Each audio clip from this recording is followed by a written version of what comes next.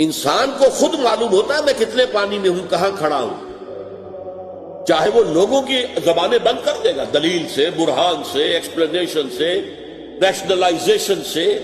آپ دلیل کے ساتھ میں یوں نہیں ہے، یوں ہے، میں نے یوں کیا تھا تو اس لیے کیا تھا، یوں نہیں کیا تھا، میری نیت نیک تھی۔ آپ نے لوگوں کی زبانیں تو بند کر دی۔